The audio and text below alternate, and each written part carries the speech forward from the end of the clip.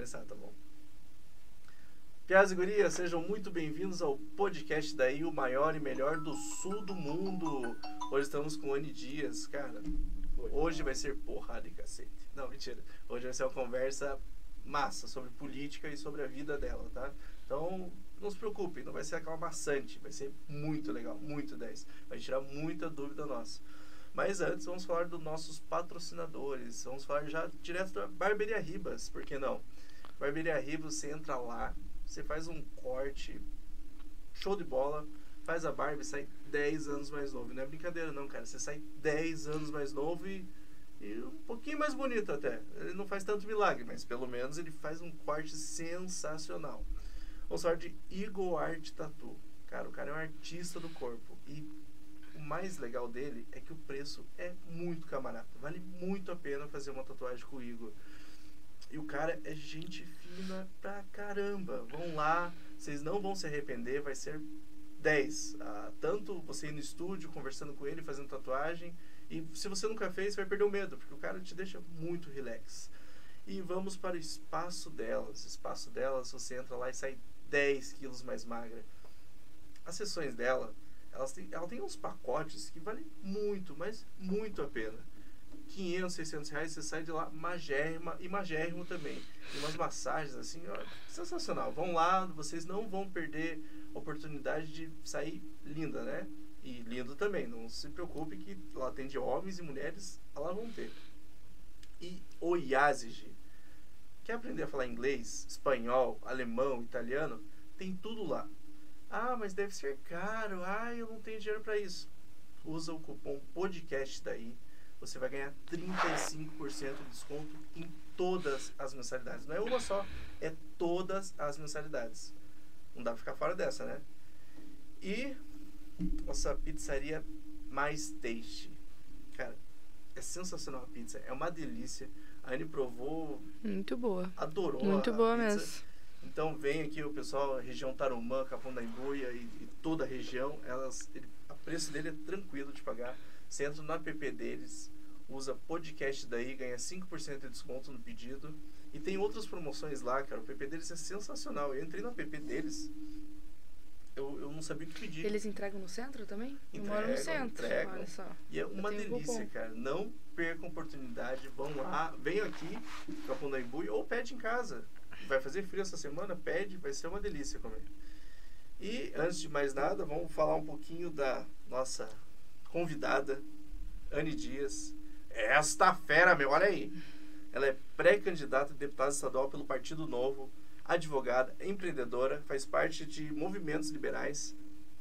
Cara, pra morar no Brasil tem que ser multifacetária e ela não é diferente. Estamos hoje com Anne Dias. Muito obrigada pelo convite, Júlio. É um prazer estar aqui com vocês, Imagina. Conhecendo um pouco mais esse podcast que quer justamente dar o foco para os paranaenses, né? A gente sabe Exatamente. que tem um monte de paranaense legal por aí. E parabéns pela iniciativa de se propor apresentar mais essas pessoas para os seus espectadores. A gente quer apresentar o povo paranaense e o povo de Curitiba. E o povo de Curitiba. Queremos mais o povo de Curitiba perto da gente. Claro, Curitiba é uma E cidade não maravilhosa. só- Tem não muita só gente boa por aqui. Porrada e cacete. Nós queremos o povo junto com a gente. Isso aí, É. excelente. E, cara, vamos falar hoje sobre sua vida e vamos falar um pouquinho de política, porque, putz, hoje em dia você só fala de futebol e política. No Brasil, ele polarizou de um jeito que é futebol e política. Respira isso. E as pessoas conseguem dividir bem isso e, às vezes, falam muita coisa que não entende. Pois Eu, é. pelo menos, não entendo quase zero. Mas a gente tem que falar, né? A gente tem que Tem que participar, falar. a gente tem que se envolver, porque afinal, quando a gente fala de política, a gente fala de outras pessoas decidindo as coisas por nós. Exatamente. Então, se a gente não participa, a gente tá dando o direito de outra pessoa decidir o que a gente pode decidir. Exatamente. É tipo minha mulher, decide as coisas por mim. É Eu não isso. tenho- Mas pelo menos você escolheu estar com ela. Exatamente. Agora, Mas no ela caso que de escolhe as política, coisas. muitas vezes a gente nem escolhe quem que tá nos governando. Nem escolhe, eles fazem tudo pra... Exatamente. É verdade.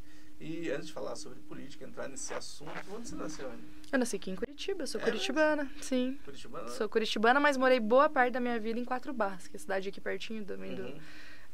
pertinho daqui. É 30 minutos de Curitiba. Cresci lá, morei lá há muito tempo, mas estudava em Curitiba, trabalhava em Curitiba, então eu sempre tive o meu ciclo social lá e aqui. E agora faz uns 3 anos que eu voltei morar pra cá de verdade. Mas não é aquela curitibana raiz. Aquela que não conversa com ninguém, não dá bom dia. Sou curitibana na raiz, mas converso com todo mundo. Acho que isso é um mito aí. Fora da... É um mito. É um mito. Os curitibanos são super simpáticos. Vai no ônibus, você vê os velhinhos conversando, os caras no elevador, gente. De qualquer prédio. No elevador nem que seja pra falar, será que chove? Que é o que mais curitibano fala, será que chove hoje? E chove, né? E vai chover. Já que você nasceu aqui em Curitiba, qual bairro você nasceu? Eu nasci no Santa Brígida, que é em Água Verde, no caso. Cresceu? Não, eu nasci em Curitiba, morei 1 ano aqui e já fui pra Quatro Barras. Ah, já foi pra lá, né? Isso, morei aqui no Guarapuava.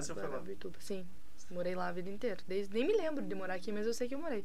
Morei em Quatro Barras, então, desde pequenininha até 2 anos atrás. Nossa. Cresci, passei minha vida inteira lá. É uma cidade ótima. Sim, mas eu tenho todo o meu ciclo pra cá, fazer faculdade aqui, trabalhava. Sim.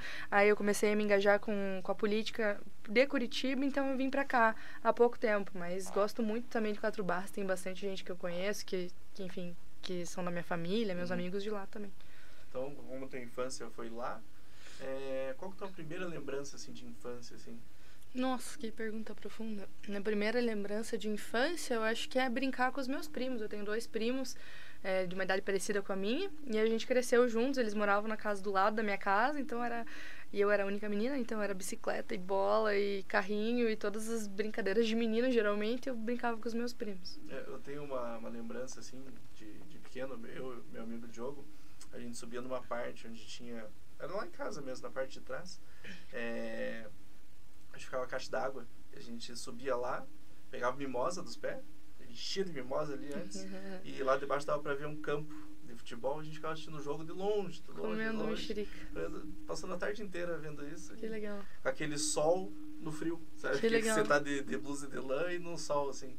Essa é uma das lembranças que eu tenho, assim. Você era aqui de Curitiba boa. Também? Sou de Curitiba raiz. Então era frio. Sim. E comendo mimosa. Não sei quem fala mexerica, esse negócio não é. Não, mimosa. Comendo mimosa, assim, são uma das primeiras lembranças que eu tenho. Legal. Eu também, onde eu cresci, tinha o terreno do meu avô que tinha um monte de frutas. A gente também pegava frutas, fazia guerra de fruta, tacava um no outro, subia na árvore. Usava mimosa também? Mimosa, não me lembro se tinha, mas mamona. Eu lembro... Mamona, não. Nossa, mamona era legal. Doía. Meu Deus. Talvez era... Porque eu lembro de uma que doía, mas não lembro o nome. Mamona. Puta, mamona era boa. A gente fazia estilingue também, eu lembro. Até tinha um hospital na frente da casa onde a gente morava, né? A gente morava numa casa do outro. Sim, já precisei. Mas eles pegavam... Meus primos iam lá, batiam na porta da enfermeira e pediam o soro de amarrar no braço pra fazer estilingue. Daí pegavam um sapato velho e eles mesmos faziam e ficavam atacando frutinho no outro, matavam passarinho. Olha que bacana. Não, cresci... Não sou guria de prédio. Pena que não cresci tinha no mato. Perto também, né? Precisava. Cresceu? Foi aquela infância gostosa, sim, super. Sempre tive uma vida mais assim, de subir em árvore. Aí também, depois eu passei a morar numa outra casa que tinha cavalo. Então, desde criança andava a cavalo e participava de competição e campeonato. Gostava muito, mas daí um dia eu caí, com 12 anos. E foi meio traumático, assim. Aí eu fiquei traumatizada e agora eu ando esporadicamente. Não é mais como era antes, andava sempre. Mas não sou de prédio, não. Sou bem do mato. Eu tenho medo de cavalo. Tem medo? Eu fiquei com medo depois que eu caí. Mas, nossa, eu não tinha medo nenhum. Eu ia correndo, eu era criança, assim, eu gostava muito. Eu tenho medo um dia que tentei socializar com um cavalo, o Beto Carreiro tentou me morder. Viu como não não, mas eles aí são bravos, tem que pegar os bonzinhos. Meu Deus, ele tentou me morder, eu fiquei um pouquinho assustado. E conta daí, escola, foi tudo lá pro Quatro Barras, como é que você era na escola? Eu não era muito quietinha, mas eu era uma boa aluna, assim. Eu tirava notas boas, era uma aluna que os professores gostavam, mas não era aquela CDF que me matava de estudar. Aprontava também, ia pra diretoria, a diretora ligava pra minha mãe. Minha mãe e meu pai eram muito exigentes, então me cobravam bastante. Eu sou filha mais velha, tenho 3 irmãos mais novos. E eu acho que por eu ser a filha mais velha, eles acabavam exercendo uma cobrança maior, assim. E eu me cobrava demais, então sempre tirava boas notas, mas acabava aprontando, daí ia pra diretoria, daí a diretora ligava pra minha mãe, eu era da turma do fundão, que tinha... porque a tua filha tá conversando demais durante a aula, e falava, e tagarelava. Mas não deixava de... sim. Não, até uma lembrança que eu tenho na escola, eu me candidatei pra ser representante de turma. Mas eu queria só me candidatar, não queria exercer o papel.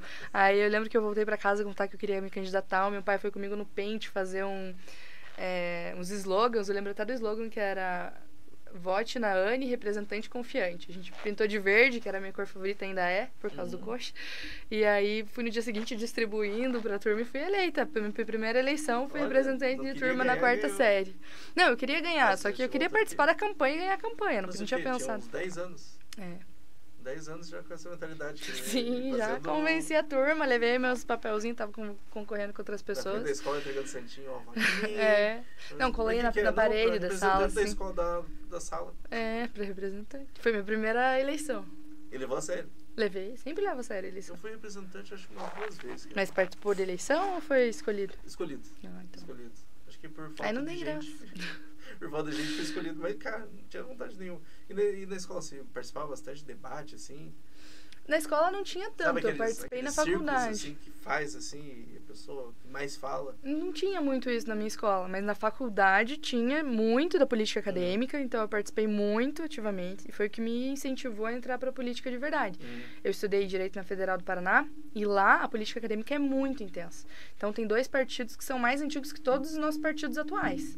O meu pai também estudou lá e meu pai era do mesmo partido que eu era, então é muito antigo mesmo. E as pessoas levam extremamente a sério. Tem 2 eleições por ano e é para você escolher os alunos que vão te representar nas decisões administrativas. Então, a gente fala sobre contratação de professor, grade horária, aumento de matéria, coisas extremamente sérias, assim, porque a Universidade Federal do Paraná tem o 4º maior orçamento do Paraná. E os estudantes têm uma parcela de representatividade dentro das decisões administrativas. Então, foi uma baita experiência para eu aprender a minha importância quanto aluna naquele momento, pela universidade pública, né, para defender maior qualidade de ensino numa universidade pública, e depois para me enxergar como cidadã e entender que eu tenho que participar da política, assim, para levar as minhas ideias, o que eu acredito, para as esferas políticas, as esferas de poder. Mas isso cresceu, então, na faculdade já? Na faculdade. Na escola não tinha muito isso. Porque eu lembro que na época da escola, sempre estudei em escola pública, assim, mas a maioria das pessoas que eram dessas, que debatiam e tal, eram advogado. Ou tentaram ser advogado. Então já tinha esse lado, assim. Eu lembro que tinha algumas aulas, né? Que alguns professores trazem algumas coisas diferentes. Eu lembro de uma muito específica, que foi uma professora de português, que queria treinar justamente isso de... Esse lado. Esse lado. E aí ela trouxe um caso que era um tubarão matou um surfista. E aí uma parte da turma tinha que defender o tubarão, outra parte tinha que defender o surfista e outra parte tinha que julgar. E daí eu lembro que eu caí, acho que pra defender o tubarão, e tinha que argumentar, não tinha muito argumento, né? Porque ele matou um surfista. E eu adorei aquele exercício, me marcou, e eu adorei e quis depois levar adiante e estudar direito. Ele não tinha a comida dele. Era o ciclo natural, né, da vida. Mas na época foi difícil fazer essa defesa aí. Mas você lembra dessa... Lembro da aula específica que a professora trouxe. Daí que você começou a fazer... Gostar de argumentar e... Olha que bacana. E talvez tenha me influenciado. E na faculdade, como é que era? Você estudou o que lá? Você fez... Direito. Direito e só direito? O direito, você não se especializa em nenhuma das áreas durante a faculdade. Você pode fazer pós depois, né? Então... Como é que funciona? Agora eu fiquei curioso desse negócio do direito. Do curso? Direito, Você faz direito como qualquer aluno. Pelo menos na federal é assim. Você estuda os 5 anos igual os alunos, mas você tem algumas matérias optativas, algum percentual da tua grade. Você escolhe as matérias e na hora que você vai fazer a prova da OAB, você escolhe qual das áreas do direito você quer fazer a prova da OAB. Eu escolhi direito civil, mas tem direito penal, direito tributário, direito constitucional, mas eu tinha mais afinidade com direito civil e fiz. Então, eu fiz a prova voltada para o direito civil, mas a minha carteirinha da OAB é igual de qualquer outro advogado. Eu posso atuar em qualquer área. Então, não é que nem médico, assim, eu vou me especializar em ortopedia, só posso ser ortopedista. Mas, na verdade, médico também pode atuar em outras áreas, eu acho. Pode, enfim. Mas só que ele especializa em uma. Especializa em uma e segue. Ou... Eu posso hoje, por exemplo, fazer uma pós em direito penal, mas continuar atuando em direito civil. É indiferente, só se especializa para estudar. Mas a atuação, se você tem a OAB, você pode atuar em qualquer uma das esferas jurídicas que existem. Você chegou a atuar? Sim, eu advoguei por uns 2 anos, principalmente na área civil, em 4 Barras, no escritório de advocacia em 4 Barras. Mas advoguei também com direito de família. Peguei um pouco de cada caso, porque lá era um escritório muito pequeno. E 4 Barras é uma cidade pequena, né? O escritório até que era relativamente grande para a cidade. Mas a gente acaba pegando todas as áreas. E daí eu fui aprendendo um pouquinho de cada, mas gostava mais da área civil, área de direito. Muito bacana. daí atuou por lá mesmo. Atuei. Daí eu saí porque gostava bastante, mas queria fazer algo a mais, assim, não me sentia 100% preenchida. E aí foi quando eu resolvi empreender. Eu abri uma startup para ajudar empreendedores, porque eu acredito nisso. Eu acredito que o empreendedorismo que transforma a sociedade. As pessoas precisam empreender mais. E daí fui empreendendo e sempre muito ligada com a política. Aí foi quando a Indiara me convidou para atuar com ela. E aí quando eu tirei meu CNPJ, eu vi a dificuldade que era, a quantidade de tributo que a gente tem que pagar, a quantidade de burocracia. E eu tinha como cliente o pequeno empreendedor. Eu falei, não, a gente tem que mudar alguma coisa nesse país que são os gestores públicos. Essa mentalidade de quem empreende está errado. Não, a gente tem que facilitar a vida de quem empreende. O cara que tem um negócio de cachorro-quente, ele está gerando emprego, ele está gerando renda no lugar dele. Por que a gente vai dificultar? Aqui em Curitiba, a gente tem uma lei que para ser ambulante à noite só pode se for cachorro-quente. Mas se eu tenho uma loja de tapioca, por que a prefeitura vai me proibir de abrir minha loja para vender para as pessoas? Estou gerando emprego, estou gerando renda, estou agradando o consumidor. E foi nessa perspectiva que eu falei, não, eu vou gastar minha energia, meu tempo agora, trabalhando para a política, para a gente levar pessoas que têm uma mente mais aberta para a política, para a gente transformar o Brasil. Porque senão as coisas não vão para frente. E aí, me engajei. Principalmente, é isso que move. 90% das nossas empresas são micro e pequenas empresas.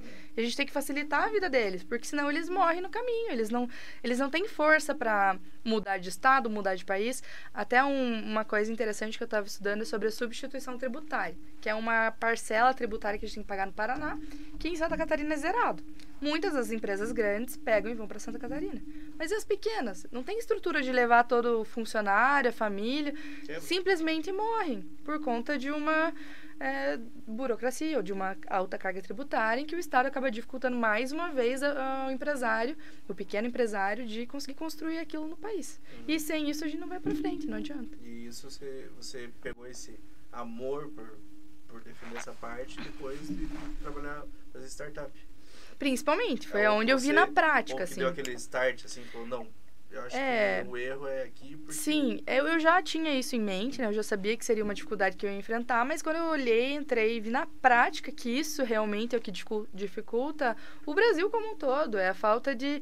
E isso a gente vai ver que é só a pontinha do iceberg, né? No final das contas, tem uma série de outras coisas que acontecem na administração pública que vem com essa mesma mentalidade. Então, de fazer com que cada vez o Estado cresça. O que significa o Estado crescer? Significa a gente começar, que nem aconteceu na Assembleia agora. Eles contrataram 542 novos cargos comissionados. A princípio, tudo bem, mas quando você vai ver isso, dá mais de 100 milhões de reais do orçamento do governo. Mas esses 100 milhões saem do bolso de alguém. Então, no fim das contas, quando a gente quer aumentar a máquina, contratar mais funcionários, é do bolso do empresário, do trabalhador, que vai para sustentar essas pessoas. Então, no fim das contas, quando a gente vai ver, tá tudo interligado. É totalmente essa mentalidade de vamos aumentar a máquina, vamos prejudicar a vida daqueles que empreendem, daqueles que trabalham, para fazer com que nós, que somos os políticos, somos os privilegiados, tenhamos mais estabilidade, a gente consiga votar, por exemplo, no fundo eleitoral, para aumentar o fundo eleitoral e ganhar a próxima eleição, que na próxima eleição a gente decide contratar mais pessoas, e quem é o prejudicado é o cidadão comum, o cidadão de bem, o cidadão que está trabalhando, pagando seus impostos para manter essa turma. Então, empreender, a dificuldade de uma pessoa empreender é uma parcela de todas as coisas erradas que existem no Estado, e que é isso que eu entrei para a política para tentar mudar. Tentar mudar não, para mudar. E eu, enfim, escolhi um grupo de pessoas que defendem as mesmas ideias que eu, um partido que me representa, e agora estou na luta aí para trabalhar por isso. Essa era uma dúvida que eu tinha, assim, da política. Como é que a pessoa entra? Sim, você ama política, você quer mudar, você tem essa mentalidade, mas como é que escolhe o partido? Como é que você, tipo, putz, eu gostei dessa ideia deles e vou para esse partido? Porque eu vejo que tem muita gente também que muda de partido. Né? Sim, então. Meio assim, muda de partido. Mas pra mim, na verdade, foi uma escolha meio óbvia e meio natural. Eu não me enxergo em outro partido, não tenho como eu mudar de partido. Porque o que eu acredito é isso, é uma política nova, uma política diferente, uma política que defende a liberdade, a livre iniciativa, desenvolvimento econômico, empreendedores. E o único partido que defende isso no Brasil é o Partido Novo. O Partido Novo, ele não usa dinheiro público para fazer campanha. Então, hoje a gente tem 4,9 bilhões de reais de dinheiro público que sai do orçamento do governo federal para pagar a campanha de político. O Partido Novo é o único que fala, não, eu não concordo com isso, não vou usar. O Partido Novo, ele faz processo seletivo para selecionar as pessoas. Eu acredito em pessoas capacitadas na política. O Partido Novo é o único que vai lá e seleciona as pessoas que são capacitadas. O Partido Novo, ele defende essas ideias. Então, até se você, por exemplo, escolher votar durante a campanha, né, para deixar claro que não é campanha antecipada, mas se durante a campanha você escolher votar em mim, e por acaso eu não for eleita, provavelmente o Novo vai eleger uma pessoa que defende ideias muito parecidas com as minhas. A pessoa que for eleita, ele também vai defender fim de privilégios políticos, vai defender mais liberdade econômica, vai defender as mesmas ideias que eu. Então, por isso que pra mim é óbvio estar no Partido Novo. Porque no Partido Novo é um grupo de pessoas que defendem as mesmas ideias que eu. E aí, algumas pessoas vão disputar uma cadeira, algumas pessoas vão defender outras. Mas, assim, eu trabalhei com a vereadora Indiara, né, na Câmara de Vereadores de Curitiba. E, às vezes, a gente tinha um grupo lá de WhatsApp dos... assessores de todos os vereadores do Brasil. Tinha gente lá no interior do Rio Grande do Sul, numa cidade que eu nem conheço, que tinha o mesmo projeto de lei sendo votado e a resposta daquele vereador era exatamente a mesma da Indiara aqui de Curitiba, porque eles prezam pela eficiência do dinheiro público, não votam em leis inúteis. Então é muito legal de ver assim, que é um grupo de pessoas espalhado no Brasil inteiro que defende as mesmas ideias. Para mim foi óbvio, mas na política a gente tem vários partidos, né, mais de 40 no Brasil. E eu vejo que muitos desses partidos não são ideológicos, alguns são, como é o caso do Novo, como é o caso do PT, como é o caso do PSOL, mas muitos deles são naquele limbo, que você não sabe o que esperar daquele deputado. A gente tem deputados de um partido grande que vota a favor da reforma da Previdência e do mesmo partido que vota contra. Então, como é que eu vou conseguir votar em alguém? Isso também é interessante de falar sobre como funciona uma eleição, né? Se você vota num cara que às vezes defende... Isso que eu falei. Se você vota num cara que defende as ideias que você acredita, na verdade, o teu voto vai para um bolo e o mais votado daquele partido vai entrar. E pode ser que você esteja escolhendo uma pessoa que defende ideais completamente distintos do cara que você queria votar, que você queria eleger. Então, por isso que é bem importante a gente ficar de olho no partido que a gente vai escolher e na chapa como um todo. Não só na pessoa. Não, só na pessoa. Você tem que ver quem que... Tá, você tá me pedindo seu voto. Quem do teu partido tá na tua chapa? Aí a pessoa vai te falar. Daí você vê se você tem chance de eleger pessoas ruins também. E dá uma olhadinha na ficha do cara. Isso. E tem gente que também fala assim, eu não uso dinheiro público para fazer campanha, de algum partido que usa. Você não usa, mas o teu partido vai usar, o teu colega vai usar, então no fim das contas você acaba votando em alguém que usa dinheiro público. Uhum. E, cara, tem uma dúvida que provavelmente não é só minha e muita gente não pergunta, porque, eu entendo. Tipo, eu sei o que ele faz. Cara, o que cada um faz? O que o vereador faz? Qual a diferença do vereador? Porque claro, isso é bem importante. Uma amiga minha, assim, a gente tava voltando, ela olhou assim e falou, falta lixeira aqui, ó, pelo amor de Deus. Esse prefeito, esse governador, eu falei, pô, mas não é ele que põe as lixeiras, cara. Você tem que ver quem põe a lixeira pra você reclamar. Aí ficou bravo, enfim. O que cada cargo faz? O que um vereador faz? Isso é bem importante que a gente vê que realmente na prática... Jogou na nossa cabeça, né? Oi? É uma dúvida que o Tiririca jogou na nossa cabeça, que ele falou, eu não sei o que ele faz. Mas vou descobrir quando chegar lá. Eu acho que eu descobri. Mas na prática, muita gente não sabe realmente. Sim. E isso é uma das coisas que eu acredito que a gente tem que trabalhar mais a educação política, né, das pessoas. Por isso que é importante iniciativas como a sua, de ter espaço público aberto para a gente debater esses temas, para conscientizar a população. Mas então a gente tem 2 níveis separados de exercício, na verdade são 3, né? 3 níveis de públicos que existem, que é o setor judiciário, que é quando você estuda as leis, você é advogado, promotor, enfim, você trabalha no judiciário, o executivo e o legislativo. O judiciário é como se fosse todo mundo mais ou menos sabe o que é, né? O advogado que vai lá e vai discutir sobre as leis que são impostas na sociedade. Quem faz essas leis é o legislativo. Então, quem vai definir o que pode e o que não pode, até onde vai uma coisa ou outra, são os deputados, vereadores, senadores. Esse é o setor legislativo. E o executivo é quem executa o orçamento público, basicamente. Então, é o governador, é o presidente, é o prefeito, que vai lá e vai receber todos os recursos e vai falar, não, eu preciso construir uma creche aqui, eu preciso construir uma escola pública aqui, eu preciso construir um hospital.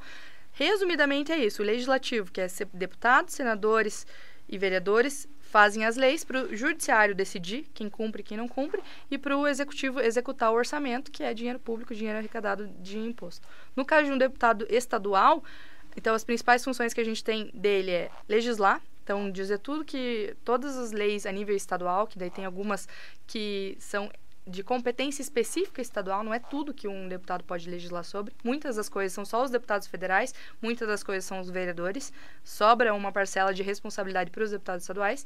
E também é fiscalizar o governo do estado.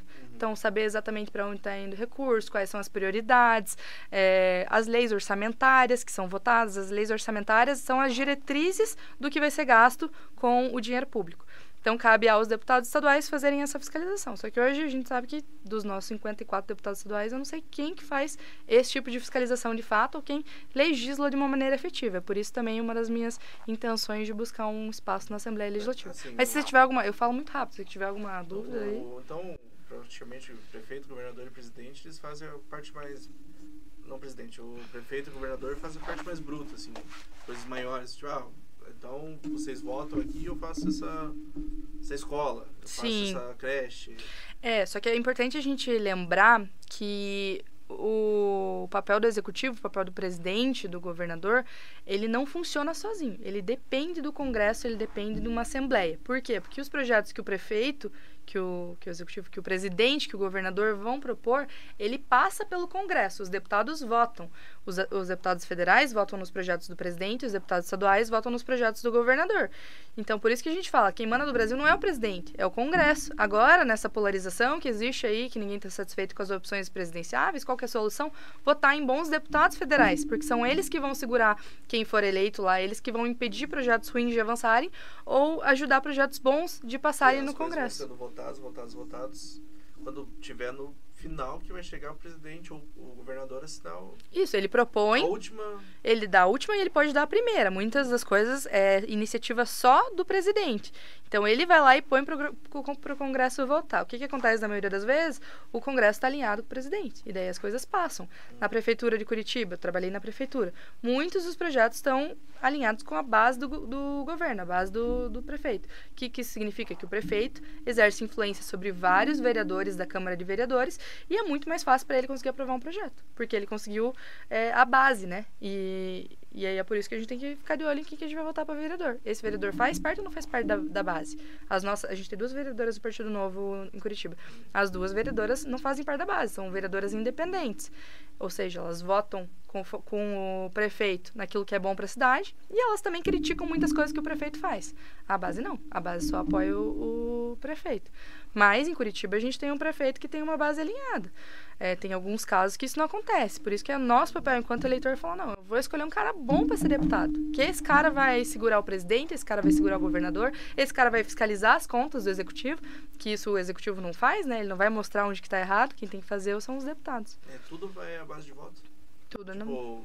As pessoas reclamam, sei lá, uma rua que precisa ser asfaltada. O vereador daquela região vai pegar aquilo, mas ele vai mandar para voto ou não? Ele pode já... Depende do caso. A gente está falando de projetos maiores, né? Projetos grandes, projetos de lei, alguns projetos de... Eu quero aquele projeto povão. Então, projeto de... Uma rua que está esburacada. Não passa por um projeto. Aí o vereador faz... que tá caindo.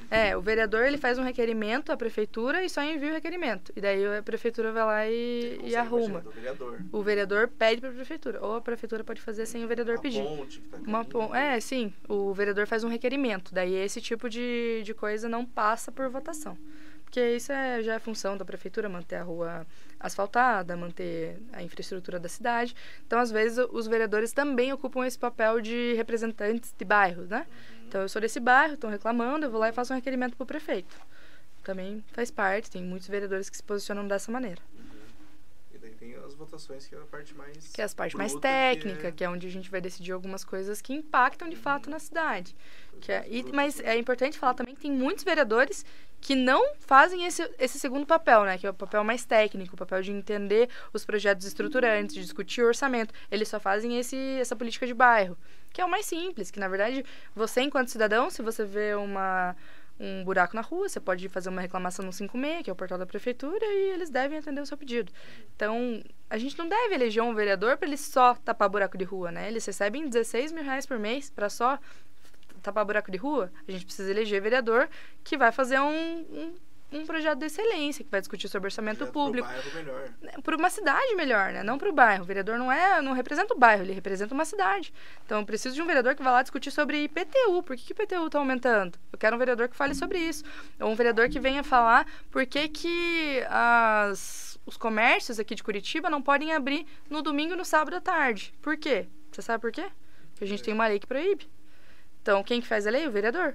Hoje, um dos projetos que estão na Câmara são justamente tirar essa flexibilização, não, tirar essa restrição de horário, flexibilizar para que todo comerciante consiga abrir no horário que quiser. Hoje só os shoppings abrem no domingo. A 15 lá no centro de Curitiba está fechado no domingo. Um dos projetos que as nossas vereadoras têm é justamente esse. E é isso que a gente tem que falar sobre. O papel do vereador é isso, é falar sobre uma cidade melhor e não falar sobre o seu bairro. Isso aí é muito fácil, um zelador faz, enfim. Eles são figuras políticas mais importantes que isso. E esses projetos, eles demoram muito para passar na mão dos deputados, tudo para ser votado ou não? Depende. Coisa rápida. Depende. A nível federal e estadual é um pouco mais demorado. Tem projetos que levam muito tempo, levam meses a anos. A nível federal é muito longo, assim.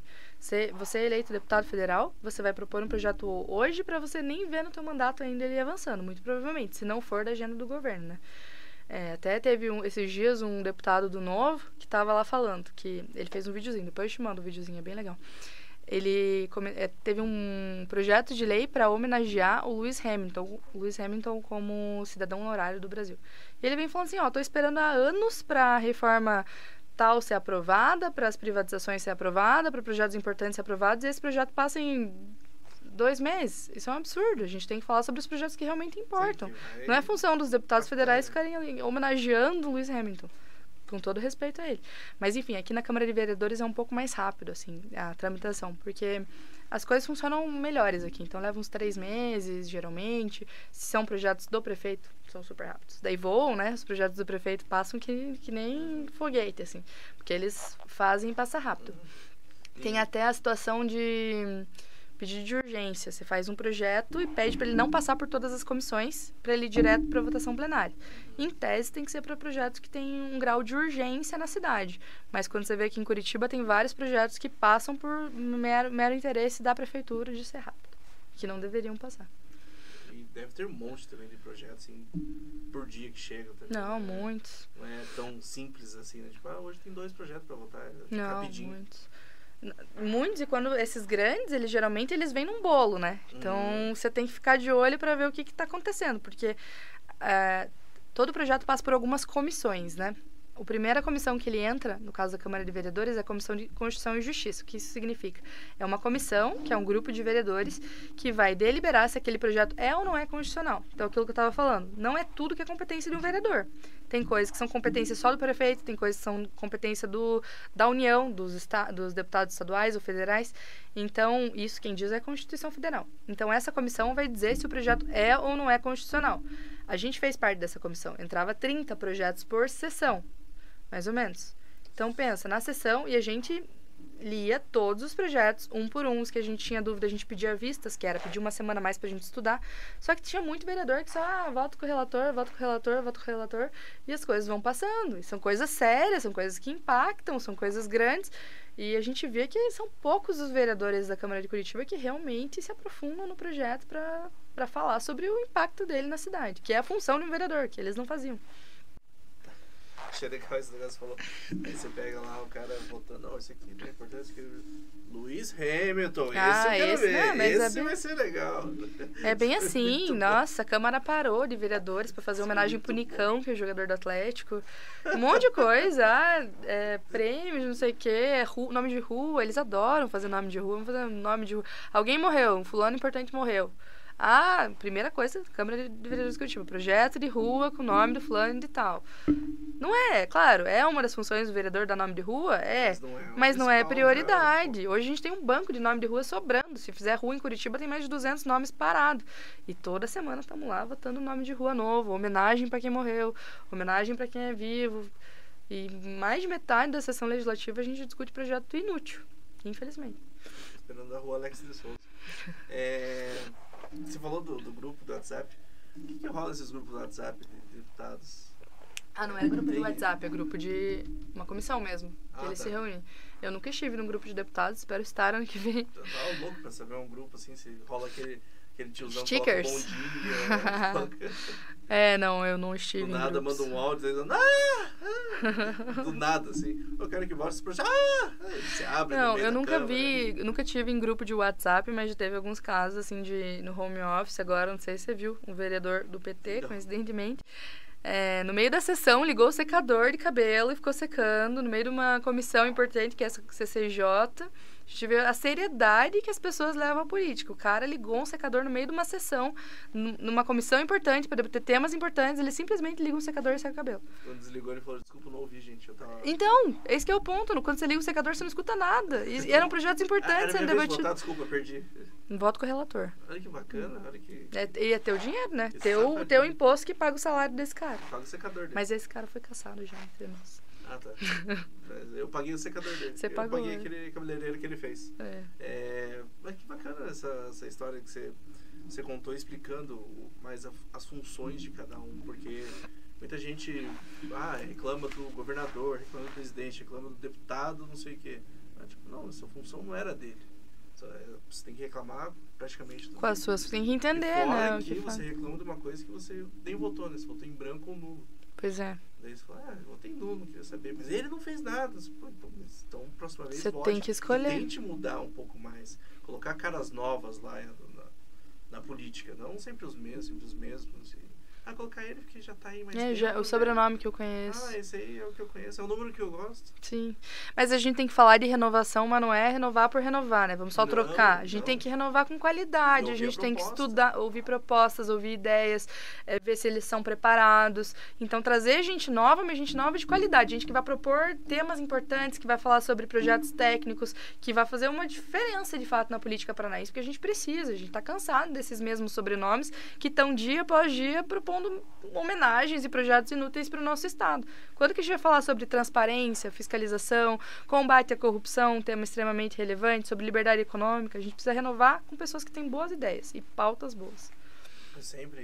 E, bom, eu falei em off, repetir, cara, eu não tenho nada com nenhum partido, tanto esquerda, direita, meio, lado, baixo. Eu sou brasileiro. Que eu quero de melhor para meu partido é o Brasil. Meu partido é o Brasil. Meu partido primeiro é a minha cidade, depois meu estado, daí o Brasil. É isso aí, eu acho que é esse o espírito. Então, independente do modo que vai lá para frente ou que não vai, que represente bem.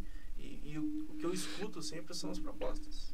Para mim, o principal é a proposta, não o lado e tal. Perfeito. Mas tem o que você falou também aí faz parte da política, ser bem alinhada com a base, para ter uma votação, todo mundo indo na mesma direção, tentando, claro, que um ou outro vai discutir. Por isso que é legal tá lá dentro a base esquerda e direita juntos. Sim. Dentro da política. Sempre vai ter uma discussão.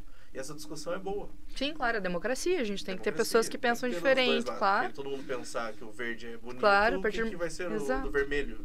A partir do momento que todo mundo pensa igual, já aconteceu sérios problemas na humanidade por conta disso, né? Uma ideologia só permanentemente num Estado. Dá problema. Não é legal. Geralmente essa ideologia é autoritária, essa ideologia viola liberdades, e é por isso que a gente precisa, sim, ter um espaço democrático para ouvir todas as ideias. Por isso que Roma acabou, né? Por isso que Roma acabou. Por isso que não deu muito certo. E, cara, tem uma pergunta, até pode ser banal. Como é que faz as campanhas políticas? E por que tem que comer pastel? Por que tem que comer pastel? É uma pergunta que tem sempre. Não, essa é boa. Tem que segurar o neném, por que tem sempre que comer um pastel? Abraçar a criança. Aquele negócio de obra. O capacete de obra. Abrir um mapa, assim, apontar. Olha, Paulo, a gente tem que atualizar o repertório, tem coisa faltando. Nossa. Abraçar uma criança, dar um beijo, pegar na mão de uma senhora e balançar a cabeça, prometendo alguma coisa. Então, como que faz essa campanha? Como que faz uma campanha? Eu já participei de 2 campanhas, né? Uma foi bem sucedida. Não, as 2 foram bem sucedidas. Uma foi super vitoriosa, que foi a campanha da vereadora Indiara, que foi a mais votada de Curitiba. E foi pra mim um grande aprendizado, assim. Eu também não sabia. A outra campanha que eu participei, eu era estagiária, ficava mexendo no WhatsApp. E aí foi no momento da Indiara que ela me convidou, que a gente sentou, vamos planejar tudo isso, vamos estudar como se faz campanha, vamos aprender. E uma das nossas grandes dificuldades é a parte de recurso, porque a gente não usa dinheiro público, então... Desculpa, e quanto tempo antes da... Olha, a gente começou a pensar... A Indiara começou a pensar muito antes, mas eu entrei para começar a pensar com ela em março. Então, depende da pessoa. Eu tô pensando na minha campanha já faz uns 6 meses, 7 meses. Comecei a planejar bem antes. Quanto antes você planeja, mais chance você tem de ser bem sucedido. Mas tem gente que decide agora, né? Agora a gente tá no período de convenções, dá tempo de decidir se a pessoa for filiada. Mas isso provavelmente não vai levar uma pessoa a ter sucesso nas eleições. Então, o que é uma campanha, né? Aquele momento que a gente tem para mobilizar o máximo de pessoas possíveis a sair de casa num determinado dia e apertar um número na urna. É isso que é uma campanha.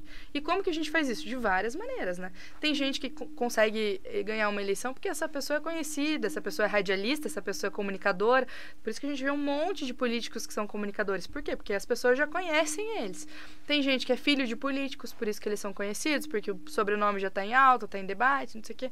A pessoa consegue ser eleita. Tem gente que, enfim, a gente vê casos de atores e cantores e pessoas que são famosas por outros meios e acabam entrando na política, o que também é um pouco complicado, que a pessoa não é especialista em política pública. Ela é especialista na área dela, enfim, às vezes nem é, às vezes é um tiririca da vida que... Não que ela não queira entrar lá para ajudar.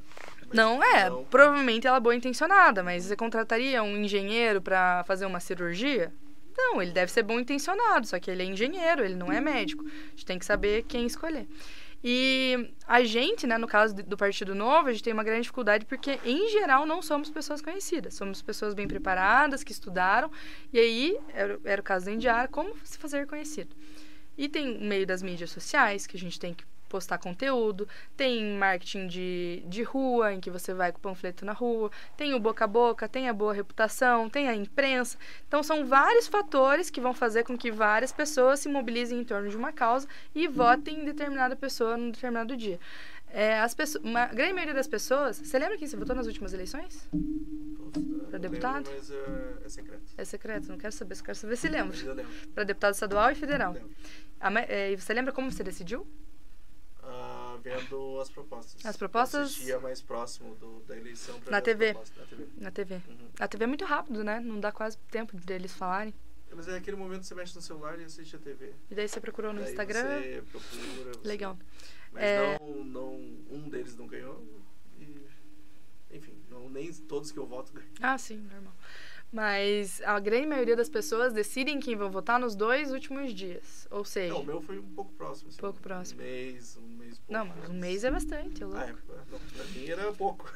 Não, é bastante. Então é por isso que a gente tem que fazer um papel de contar para todo mundo o máximo de pessoas possíveis as nossas ideias, pedir para que o máximo de pessoas possíveis estejam mobilizadas através da causa, para que nos 2 últimos dias eu seja, ou a fulano seja indicação para essa pessoa. Mas não tem segredo, né? Não tem a fórmula mágica. Eu estudei muito, vi curso de marketing político e, enfim, fiz uma escola que é a Renova BR, não sei se você conhece. Nossa. É uma escola de renovação política que justa buscamente formar novas lideranças e cada um tem um jeito de falar, né? Então, cada um tem sua estratégia, tem gente que busca a polêmica, que vai viralizar, que vai fazer... Coach político? Coach político tem de tudo. Você falou, não existe a fórmula, mas provavelmente tem algum coach tem, que fala, eu tenho a fórmula tem. pra você.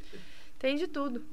Mas, enfim, é mobilizar pessoas, né? Então, você precisa de várias pessoas mobilizadas em torno da sua causa. É comunicar suas ideias. Não basta você ter boas ideias. Você tem que colocar daqui pra fora. Não é daqui pra fora eu e você. É daqui pra fora no meu Instagram, no meu Facebook, no Twitter. Em todas as plataformas possíveis.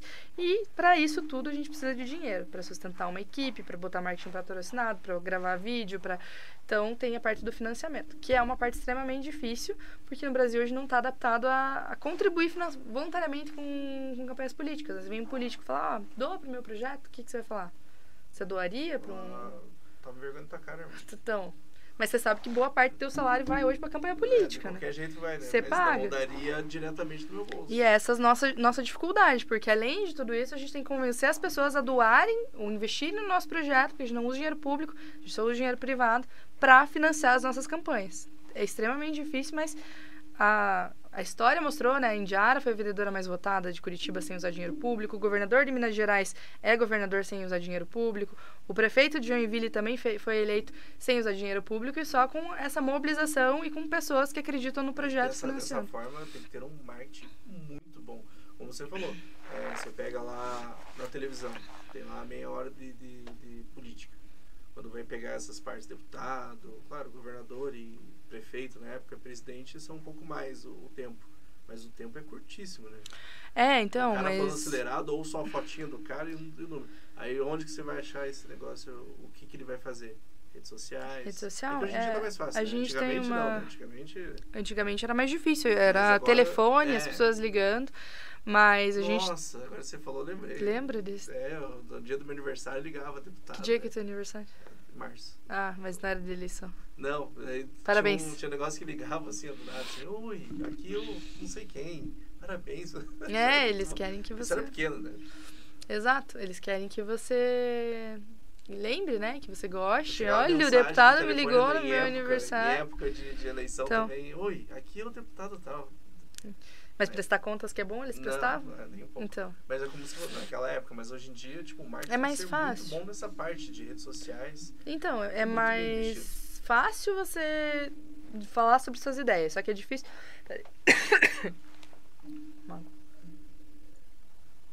Só que é difícil porque, por exemplo, eu uso o Instagram pra comunicar as minhas ideias.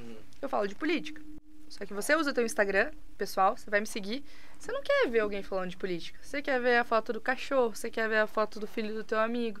Então, é difícil a gente conseguir entrar no dia a dia das pessoas e falar, olha, você precisa escutar sobre política num meio privado ali. Ela não tá muito interessada. Então, aos pouquinhos, a gente tem que ir começando a falar sobre assuntos que impactam no dia a dia dela. Então, por exemplo, eu fiz um vídeo, já faz um tempo, de... Sabe, no domingo de sol, que fica todo mundo ali no Museu do Olho, tomando uma cerveja. Fui lá, com um copo de chopp na mão, pra falar, daí gravei um vídeo, que na Câmara de Vereadores de Curitiba estava sendo discutida a possibilidade de proibir bebidas alcoólicas na rua. E aí, aquele vídeo foi bem, mas eu tive que mostrar pra pessoa, ó, tô aqui na tua realidade, no domingo de sol, no dia que você trabalha a semana inteira pra vir aqui no domingo tomar um chopp na rua, mas lá na Câmara de Vereadores eles estão querendo proibir que você faça isso. Então a gente tem que saber entrar na realidade das pessoas pra conseguir fazer com que as pessoas se importem. Eu acho legal esse negócio de rede social, do jeito que você falou. É legal. As pessoas não querem ver. Tem um nicho que vai ver, né? Tem, mas a gente tem que furar a bolha, né? Mas eu acho furando a bolha é um jeito legal desse tipo de vídeo que você fez. Sim. Ou se Deus quiser, tudo der certo, enfim. Tá lá na câmera, a gente vai votar essa semana em tal coisa. Fique ligado nos stories que eu vou falar mais sobre isso. É super legal. E sai da bolha, a pessoa vai te ver como fator. Aí você só fala disso, fala por isso. Você vai falar esporadicamente e tal. Para as pessoas entenderem mais o dia a dia. Eu acho que as redes sociais foram muito legais por isso também. Então, eu sou suspeita... Humano, né? Mostrar não só robô, voto, saio... Mas eu sou suspeita, eu sigo um monte de político, mas eu adoro ver lá um deputado federal falando do que ele vai votar. Ou a votação vai impactar na minha vida, no fim das contas. Então, eu sigo aquele cara para saber os projetos que ele vai pautar. Hoje em dia, você acha que o brasileiro está mais engajado na política? Eu acho que sim. Eu acho que a mídia social deu um poder absurdo, todo mundo opinar sobre qualquer tema e, enfim, todo mundo é especialista em tudo, todo mundo quer opinar, quer palpitar e acho que bem mais do que antigamente. Eu vejo o lado ótimo disso, que faz mudar chega dos mesmos, né? Sim. Faz mudar, faz a pessoa abrir mais o olho sobre isso, mas também tem o lado ruim. Da pessoa ser viciada naquilo e polarizar, não, o meu é melhor, o meu lado é pior, o meu é... ter essa discussão que não é saudável, uma discussão não saudável. Passa dos limites, né? A polarização passa dos limites. Você viu o que aconteceu em Foz essa semana? Que absurdo. Não, é muito pesado, assim, as pessoas levam uma ideologia, um ídolo, né, o fanatismo que a gente estava falando no começo, ao extremo, a ponto de agir violentamente, matar uma pessoa, mas até casos menos graves que esse. Quantas pessoas não brigaram com a família em época de eleição, sim. Não se falaram mais? É um absurdo a gente quebrar vínculos por opiniões políticas. A gente tem que debater, tem que ouvir os outros, tem que construir pontes e não muros. Opinião, né? Claro. Não só política, futebol, qualquer coisa. A gente também vê isso bem querer bater intenso. no outro porque o outro não gosta das mesmas coisas que você gosta. Ridículo. Sim. Isso é besteira. Independente se é política, se é religião, se é futebol, se é opção sexual. Perfeito. Qualquer coisa. Eu acho muito... Ótimo. Não, mentira. Eu acho ridículo esse negócio de você ser fanático por alguma coisa. Não, tem que ter o equilíbrio, tem que saber dialogar, exatamente. Tem que saber ouvir o outro lado. O outro lado tem pontos também, a gente tem que entender por que ele pensa daquela maneira. Mas você falou o que eu sempre penso. Os dois lados têm pontos. Claro. Os dois lados têm pontos que eles vão jogar lá e vocês vão votar. Eu já fiz, sabe aquelas análises que você coloca pontos positivos, pontos negativos? Para votação, geralmente eu faço isso. Tal candidato, quais são os pontos positivos, quais são os pontos negativos, faço o balanço e tomo decisão, né? Que legal. Nas decisões mais difíceis. Uma coisa que eu fiquei curiosa, você falou que faz parte de movimentos liberais. Quais são esses movimentos liberais? Legal. Eu faço parte do Livres, que é um movimento que a gente diz que defende a liberdade por inteiro. O que isso significa? que defende as pessoas, a liberdade econômica, isso que é mais dinheiro no bolso das pessoas, menos dinheiro no bolso dos políticos, defende a liberdade social, defende a liberdade religiosa, a liberdade de expressão, então defende as pessoas que sejam livres, claro, né, liberdade com responsabilidade, você não pode agredir o seu colega, você não pode passar dos limites, mas você deve ser livre para, enfim, atuar na medida do possível, porque hoje a gente vem ver um Estado que ele quer tomar todas as decisões por você, ele quer, enfim, dizer, faça um concurso público, ou ele quer incentivar você a não empreender, ou ele quer incentivar você a consumir menos um produto e taxar mais esse produto para desincentivar você a consumir esse produto. E aí o Movimento Livres, ele prega justamente para a gente reduzir o tamanho desse Estado, aumentar o tamanho do indivíduo para que você consiga exercer sua liberdade. É um movimento bem legal, a gente tem vários parlamentares eleitos que fazem um trabalho excepcional, tanto no Congresso, aqui na Câmara de Vereadores a gente tem a Amália, é muito 10. E eu faço parte do LOLA também, que é o Movimento de Mulheres Liberais. Aí é focado em mulheres. Não é o Palusa? Não. Não é o Palusa. E daí, o que é esse movimento? É focado em mulheres, assim. Até quando eu entrei pra política, né, quando eu decidi participar da política extra estudantil, sair do ramo da faculdade, eu senti a ausência de mulheres na política, quando a gente principalmente foge da bolha da esquerda. Não tem muitas mulheres, né? Ainda faltam bastante. E aí, nesse meio tempo, eu descobri o LOLA, que é um movimento liberal que nasceu lá nos Estados Unidos em 2009, já faz um tempo, e busca justamente diminuir essa ausência de mulheres na política liberal. E naquele momento, foi em 2018, eu vi que o LOLA tinha chegado no Brasil, chegado no Rio de Janeiro, e aí eu liguei para quem trouxe, falei, eu sou do Paraná, eu conheço mulheres liberais aqui, eu quero montar o nosso núcleo aqui.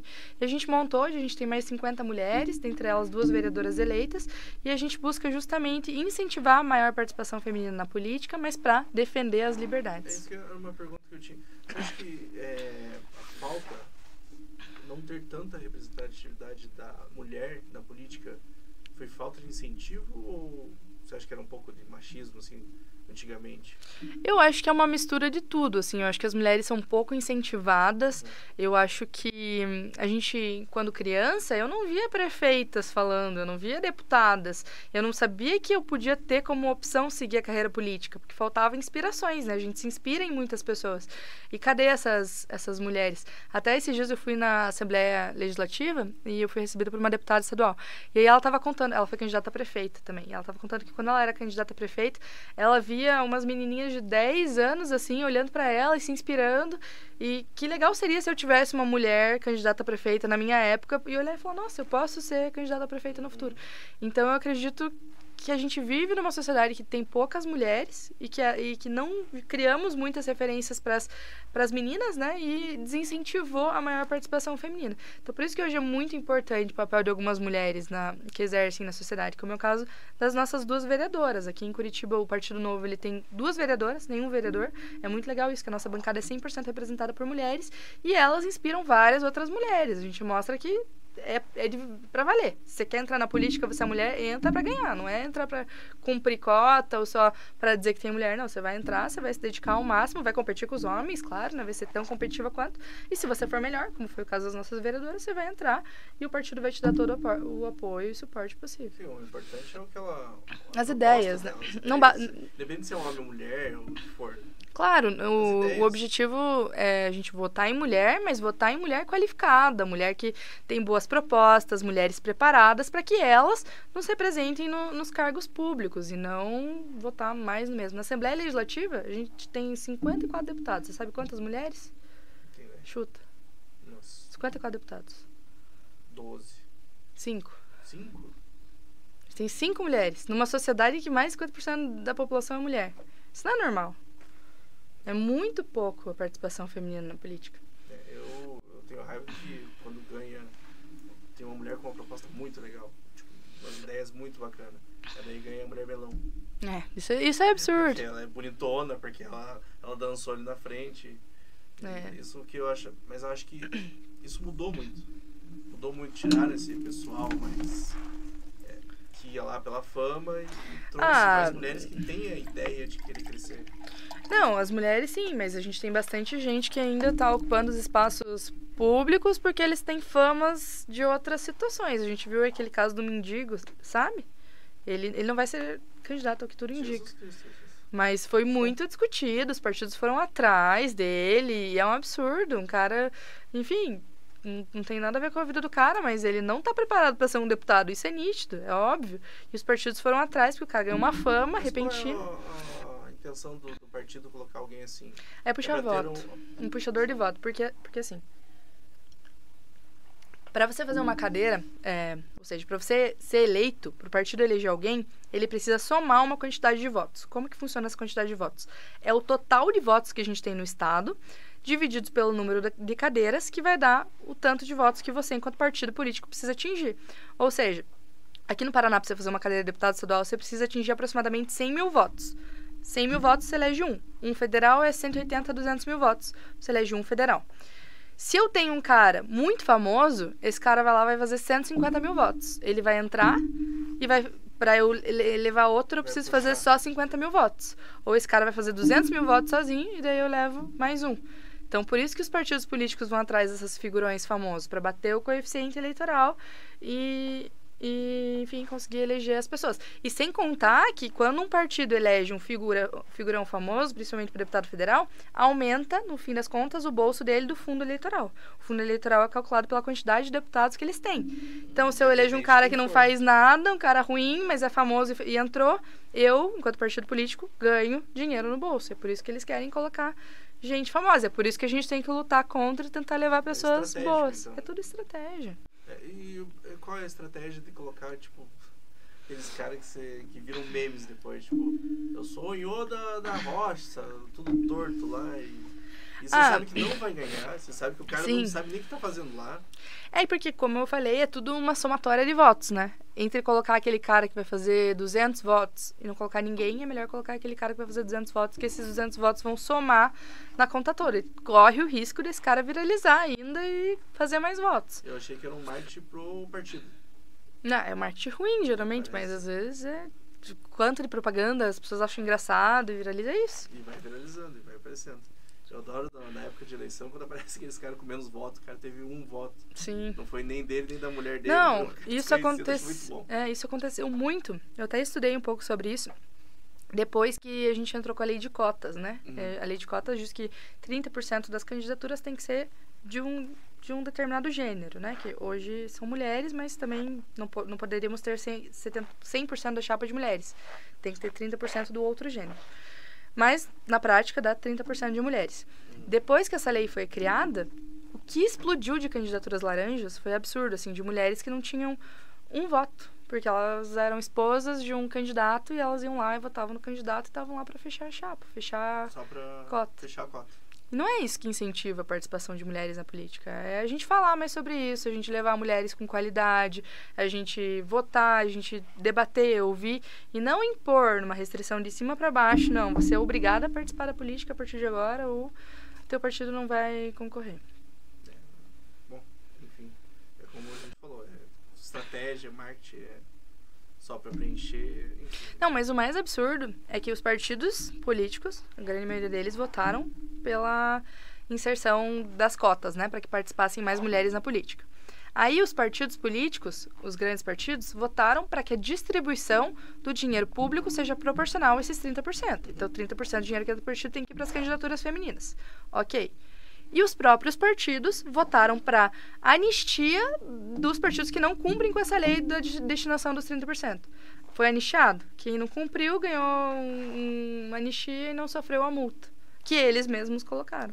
Ou seja, eles colocaram, viram que não deram conta, não. Agora a gente vai anistiar e tá tudo bem. Assim. Por isso que a gente precisa dar uma renovada e ouvir mais as outras pessoas. Antes de fazer as últimas, que já estamos, parece que não, mas estamos estourando 1 hora já de conversa. Caramba. A conversa é tão legal, tempo é tão voa. espontânea que você... Não, tem um monte de coisa ainda pra contar. Bizarrice. Que muitos podcasts sequestram até a pessoa que fica 3, 4 horas lá, que você se perde, cara, não adianta. Conversa gostosa vai rolando mesmo. Você vai ser pré-candidata ainda, né? Sou pré-candidata. Você tem algumas propostas já em mente, assim? Tem algumas ideias, assim, que você quer colocar? Então, enquanto pré-candidata, eu não posso falar proposta, né? Não posso te dizer, vou propor tal projeto e tudo, isso é proibido. Mas eu posso falar das minhas ideias. Uhum. E eu acho que é isso que a gente tem que olhar para os candidatos às ideias. O que eu defendo, então, é a liberdade econômica, é o empreendedorismo. Eu acredito que o Paraná tem muito potencial de empreendedor. A gente tem que ter mais incentivo para as pessoas empreenderem. E como que a gente faz isso? Revisando a carga tributária, né? Vendo como que a gente consegue diminuir a carga tributária para facilitar a vida de quem empreende, como no caso da substituição tributária, por exemplo. A gente também dá para falar sobre as burocracias a nível estadual que o empreendedor enfrenta e também a parte de crédito. Tanto o incentivo privado externo, como o próprio governo federal, ele tem algumas iniciativas que dá crédito para os empreendedores. Então, a gente precisa estudar, ver se está sendo efetivo, se é a melhor maneira, enfim. Isso é na parte de liberdade econômica. Eu também acredito muito na transparência e fiscalização. Então, mostrar tudo o que acontece com as contas públicas, falar sobre um portal de transparência de qualidade, falar sobre as emendas parlamentares. Você sabe o que são as emendas parlamentares? Emenda parlamentar é uma parcela do gasto do governo do estado, que quem decide a destinação são os deputados. No caso do governo do estado do Paraná, é uma bagunça. Ninguém sabe ao certo quanto que cada deputado estadual gasta. Se você for lá no portal de transparência, você não sabe quanto que cada deputado estadual destinou em emenda, porque isso não é transparente, isso não é claro para o cidadão. E daí depois eles vão lá e postam foto no Instagram falando que inauguraram tal ponte. Isso foi com dinheiro de emenda parlamentar, mas a gente tem que saber o que cada deputado gasta. Então, uma das minhas ideias é a gente falar sobre isso, sobre o orçamento público e a transparência desse orçamento. E também, muito importante, é o combate a privilégios. Então, desde já na pré-campanha eu assino um termo falando todos os privilégios que eu vou abrir mão. Hoje um deputado estadual pode ter 23 assessores. Eu, no máximo, terei 11. Reduzir quase pela metade. Mais que a metade, né? Não sou muito boa de contas. Um a mais que a metade. Um a menos que a metade. E, enfim, todos os outros privilégios que a gente abre mão. Então, a gente tem visto aí na Assembleia, tem deputado que vai lá com a cota que ele tem direito de gasto de gabinete, que é uma parcela de dinheiro público, obviamente, que ele tem para gastar. Enfim, é para gastar com impressão, com cafezinho, com umas coisas extras que ele manda. Ele gastou alugando uma Hilux de R$6.000. Olha que bacana. Com o teu dinheiro. E eu querendo uma câmera. Então, o cara aluga por mês uma Hilux de R$6.000, apartamentos luxuosos, enfim. É um absurdo, assim, o desrespeito com o dinheiro público. E esses caras estão ganhando aí R$25.000 por mês do teu dinheiro. O que você faria se você tivesse um funcionário que você pagasse R$25.000? O que você ia cobrar desse funcionário? Se o cara aluga uma Hilux no meu nome, eu vou lá... Não, no meu nome não. Com o meu dinheiro... Eu entro no carro dele e falo, me leva até em casa. Ele fala, não sou Uber, mas eu paguei. Então por que você não faz isso lá pago. com os deputados? Porque a gente não tem essa transparência. Então, mas isso é... Enfim, a gente tem que falar mais sobre isso. Mas o que você faria se tivesse um funcionário? Você tem aqui a tua empresa. Você tem um funcionário. E esse funcionário você paga R$25.000 pra ele. O que você ia cobrar dele? O que ele ia fazer pra você? Ele ia cobrar o trabalho que ele... Qual que era? Que trabalho que você ia cobrar dele? Do meu funcionário daqui... De R$25.000. R$25.000 é R$25.000, meu Deus do céu, não sei nem o que cobrar. Então. Pra chegar a R$25.000, eu, sei lá, eu tenho que trabalhar 5 anos, sei lá, eu. Então, olha o absurdo. Tem que trabalhar 5 anos para conseguir contratar um funcionário de R$25.000. Hoje a gente tem 54 deputados estaduais recebendo R$25.000 e a gente não cobra deles o que é merecido. A gente tem que cobrar mais, a gente tem que estar lá pressionando, a gente tem que estar vendo que eles estão aprovando, porque é o nosso dinheiro no fim das contas. Esse funcionário é meu, esse funcionário é seu. Tem que cobrar e tem que ser mais transparente, né? Claro. Tem que ser algo mais transparente. Então, a gente tem que... O que eu senti da Assembleia, e foi por isso que eu dei esse passo de ser pré-candidata, é que é um órgão muito distante da sociedade. É um outro nível, assim, e, meu Deus, ninguém discute o que está acontecendo lá, a imprensa não fala. Intocável, os deputados estaduais são... Nem sei o que ele faz, mas ele está lá. Não, ele faz o que ele deveria fazer com o meu dinheiro. Então, Anne, sou cidadã, eu preciso estar mais por dentro do que acontece. Foi por isso que eu decidi estudar mais sobre política, me preparar e agora pleitear uma cadeira. Se tudo der certo, vai ser bem bacana. E legal ouvir tuas ideias futuras, né? Tem uma frase que eu gosto bastante, que é de um economista, que é o Ludwig von Mises. Ele é um economista... não sei, acho que ele é alemão. Mas, enfim, ele diz que somente ideias podem iluminar a escuridão. Isso significa que a gente tem que ouvir novas ideias e não ficar apegado às mesmas pessoas, né? Então, quando a gente vem falar sobre liberdade econômica, legal, isso é uma pauta, uma proposta. Agora, quando o cara vem falar, não, eu tenho sobrenome tal, eu sou isso, eu sou aquilo, não interessa, eu quero saber as suas ideias. É sempre assim. Eu também, eu vou pelas ideias, pessoal, não pelo que ela é, enfim. E chegando às nossas últimas perguntas, temos um quadro que é Pergunte a Si Mesmo, né? onde a pessoa manda uma pergunta lá pra Anne, ela vai ler essa pergunta e vai responder. Parece preguiça nossa. A ideia era essa, é preguiça. Não é tua função me perguntar? Não, Tô brincando. seja as pessoas que perguntem, a nossa preguiça é maior. E tem algumas perguntas aí que mandaram? Acho que tem. Você tem aí? Eu leio. Pode ler. Você tem?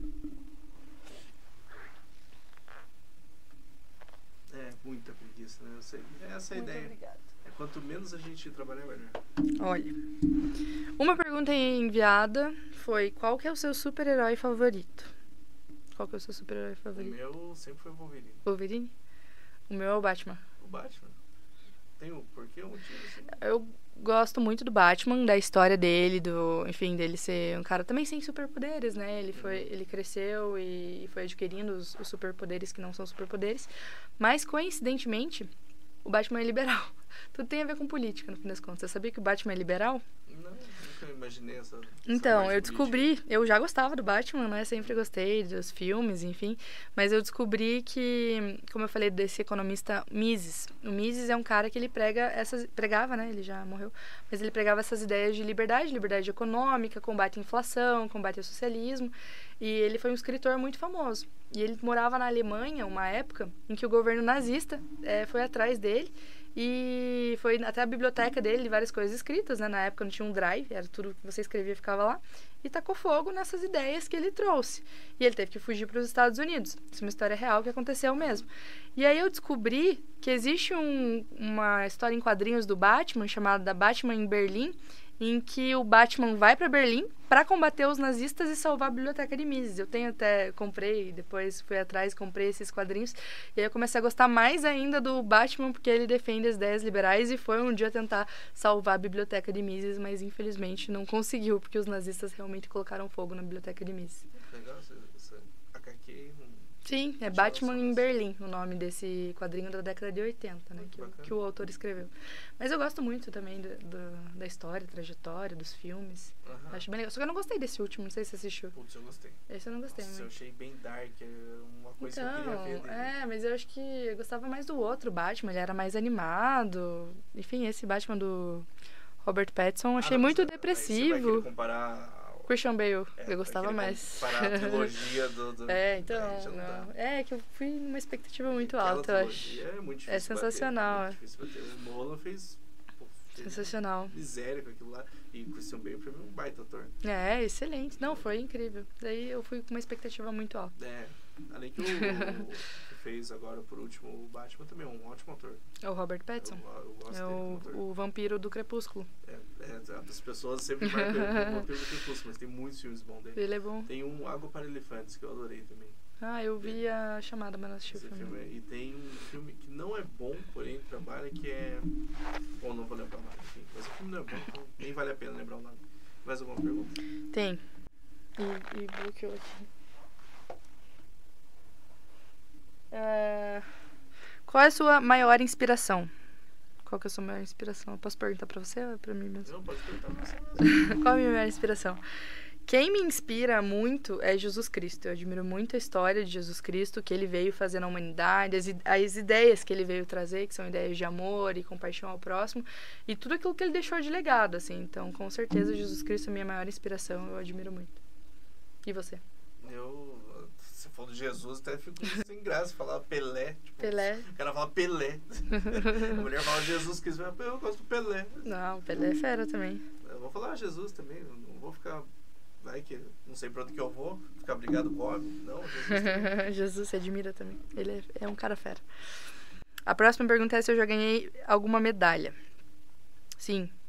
Eu fui atleta universitária, jogava basquete e handebol na faculdade. Na escola também. Eu ganhei algumas medalhas e na faculdade eu ia para jogos jurídicos, competi e a gente ganhou. E não só em jogos jurídicos, mas em jogos de dentro, assim, a gente ganhava. Eu gostava bastante. Handebol? Handebol e basquete. Handebol é um esporte pegado, né? Semana passada veio uma personal, Ana, ela lutou taekwondo na época de adolescente, assim, e a gente falou sobre handebol. Eu falei que é um dos esportes mais violentos que tem, cara. É super. Ah, mas não era profissional, era universitário. Mas era puxado, era puxado. Que violência que é o handebol. Eu achando que futebol era violento. Não, é contato direto. Falta... Mas agora eu tô fazendo Muay Thai ainda. Mais violento ainda. É um pouquinho menos violento um pouquinho que menos. o handebol até. Mas é bom pra desestressar, trabalha com política, você se estressa muito. Daí eu vou na academia. Ai, meu Deus, só apagou de novo. Coitado da dupla que faz com você, então. Professor, ele é bom. Mais alguma pra fechar? Tem, você quer que eu fale todas? Tem mais duas. Só mais uma. Mais uma. Ótimo. Essa próxima pergunta é com base num fato revelado hoje, que é se o Moro vai ganhar pra senador. Você ficou sabendo que o Moro vai ser candidato a senado? Ele vai sair mesmo. Eu vi Diz que tinha que pesquisas já que ele poderia sair, então ele vai sair mesmo. Diz que vai. O Moro, ele deu vários passos aí nessa loucura política. Foi pro Podemos, saiu do Podemos, foi pra São Paulo, voltou pro Paraná. E agora diz que assumiu o compromisso de ser candidato ao Senado pelo Paraná, né? O que é até um pouco engraçado, porque ele entrou pra política através do Podemos, que é o partido do Álvaro Dias, aqui do Paraná, que é senador. E vai disputar também. E aí ele saiu do Podemos, foi pra União do Brasil e vai disputar contra o cara que recebeu ele dentro do Podemos. Então a política dá umas reviravoltas malucas. Mas a pergunta é se eu acho que o Moro vai ganhar. Eu acho que o Moro vai ganhar. Eu acho que o Moro tem muito mais popularidade do que o Álvaro Dias, que já é um cara que tá, há anos na cadeira do Senado, lá segurando a cadeira, não larga por nada. E eu acho que o Moro tem mais chance e também pode ser um respiro pro Senado, pode trazer novas visões, assim. Eu não sou a maior fã do Moro, assim, de admirar o Moro gigantesco, mas eu acho que ele vai trazer um grande respiro pro Senado paranaense. Eu acho que é um nome bem legal. E é um novo nome. É um novo nome. Pra gente ver. O Álvaro Dias é aquele que fazia o Coringa no É esse 60, mesmo. Né? Lembra muito. E eu não sou parente do Álvaro Dias, tá? Não é parente. Não tenho nada. As perguntas foram feitas e agora tem a última pergunta nossa, assim, que fecha, que é um filme ou uma série, assim, que te marcou, assim. Um filme que eu gosto muito, a gente já falou da trilogia do Batman, mas um outro filme que eu gosto muito é Bastardos Inglórios. Eu amo esse filme. Eu indiquei pro amigo meu, Joe. Nossa, como que eu dei? Eu já assisti tantas vezes. Eu adoro estudar sobre história e esse traz uma visão da Segunda Guerra Mundial com um final diferente. Nossa, eu adoro também o fato de que os personagens falam nas línguas locais, né? E achei muito bem estruturado, enfim, os atores são ótimos. Um filme muito bom. É um filme muito bom, tem muitas cenas legais, mas a cena que me marca é a cena do Brad Pitt tentando falar Buongiorno. Buongiorno. E falar italiano. Tá fazendo, cara? Mas muito um baita ator. É um filme, já que você falou Tarantino, eu assisti de novo esse filme, sei lá, pela terceira ou quarta vez, Django Livre. Eu não assisti. Eu amo esse filme, Django Livre. Assista esse filme, você vai... É Tarantino, total. É sangue, é luta, é reviravolta, é reviravolta, é reviravolta. E o Leonardo DiCaprio nesse filme tá excelente. Se não me engano, ele disputou até, ou ele ganhou até como ator coadjuvante. Eu acho que não, acho que o primeiro Oscar que ele ganhou faz então uns 2 anos. Ele disputou como ator coadjuvante, porque, cara, sensacional, é bom. Sensacional, muito bom. Ou foi o alemão que disputou, não sei, eu não lembro direito. Mas tem... É que o DiCaprio teve até uns memes, né? Que tava todo mundo torcendo pra ele ganhar o Oscar, que ele nunca tinha ganhado. E desse Bastardos Inglórios tem muito meme que usam o Leonardo DiCaprio. Você vai ver o filme, você vai lembrar de alguns memes. Mas arrebenta. Todos legal, os atores. Separe um dia lá, umas 3 horas da tua vida. 3 horas, ixi, Maria. E vai assistir. Tá difícil. E finalizando, né? Muito obrigado por ter vindo. Imagina, muito obrigado por ter aceitado conversar aqui com a gente. Eu que agradeço a oportunidade de expor minhas ideias. E falar um pouco sobre política de uma forma tranquila, sem aquela pressão, nada.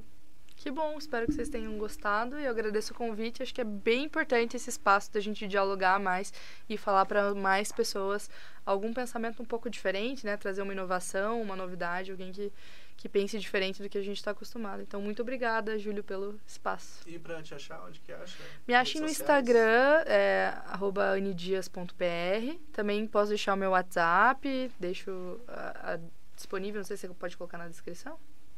Não sei. Posso, você não ligar de ou eu posso falar aqui. Porque até, às vezes alguns engraçadinhos podem mandar nudes então, no WhatsApp. Não, eu quero que me mandem um WhatsApp pra gente falar sobre as minhas ideias. Então são muito. Tem um outro que... Não vai mandar nudes, não. Mande. Vamos discutir, debater, se quiser receber o nosso conteúdo de campanha também. Então o WhatsApp é 41 de Curitiba 98493 1229. Então, me achem no Instagram, me mandem um WhatsApp, vamos debater mais, se quiserem marcar um café, conversar. Meu objetivo agora é expor minha ideia para o máximo de paranaenses possíveis, para que a gente consiga renovar a política em outubro na Assembleia. Também, se quiserem chamar para um café, eu aceito. Muito obrigado por ter assistido esse episódio. Espero que tenham aprendido alguma coisa, porque eu aprendi muito. Todo episódio eu aprendo, sou burro mesmo. Eu vou aprendendo cada vez mais. Então, continue assistindo, se inscrevam, compartilhem, dá um joinha ali, ajuda bastante a gente. E vocês vão fazer a gente crescer. Vocês estão ajudando esse host aqui, que não tem um botox na cara. E tento trazer sempre um conteúdo diferente para vocês extraírem o seu dia e conhecerem mais o nosso mundo aqui do Paraná, Brasil inteiro, mas principalmente nós do Paraná aqui, tá bom? Muito obrigado por ter assistido, espero que tenham gostado e até a próxima, valeu? Tchau, tchau. Show de bola!